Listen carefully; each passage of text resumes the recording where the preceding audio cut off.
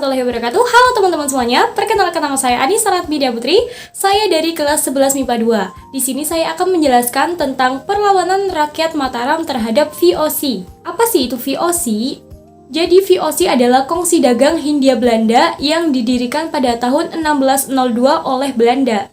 Tujuan dari VOC adalah untuk menguasai dan memonopoli perdagangan rempah-rempah di Asia, terutama di Indonesia. Tidak sedikit rakyat yang melakukan pemberontakan terhadap VOC, termasuk pemberontakan yang dipimpin oleh Raja Mataram Sultan Agung pada tahun 1628 sampai 1629. Lantas bagaimana latar belakang terjadinya perlawanan rakyat Mataram terhadap VOC? Simak video ini sampai selesai ya.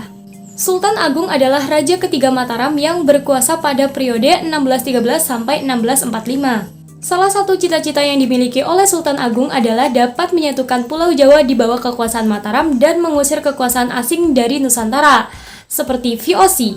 Apalagi VOC terus berusaha memonopoli perdagangan di Jawa yang menyebabkan para pedagang mulai mengalami kemunduran. Oleh karena itu, Sultan Agung sangat menentang eksistensi VOC di Nusantara, terutama di Jawa. Konflik pertama antara Mataram dan VOC terjadi pada tanggal 8 November 1618. Ketika Gubernur Jenderal VOC John Peterson memerintahkan anggotanya Vandermarch untuk menyerang Jepara.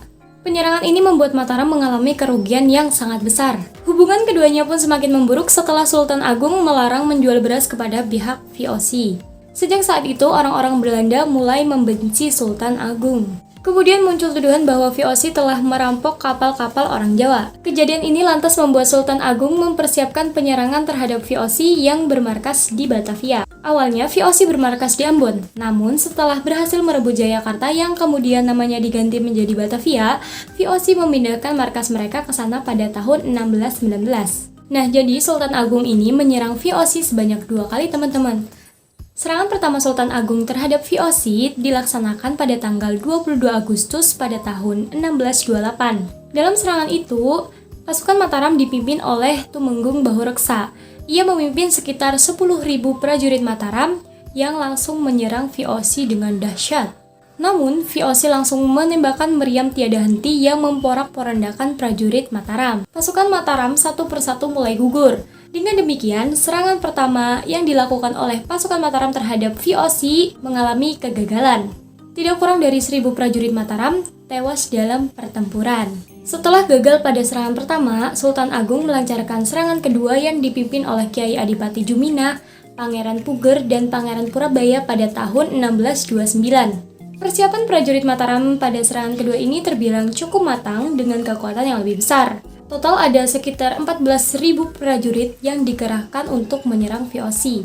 Mereka mendirikan lumbung-lumbung padi di daerah Tegal dan Cirebon sebagai perbekalan selama pertempuran. Akan tetapi VOC mengetahui hal tersebut sehingga lumbung-lumbung mereka dibakar. Akibatnya, pasukan Mataram tidak memiliki persediaan makanan apapun. Kesimpulannya, Mataram kembali mengalami kegagalan pada serangan kedua terhadap VOC.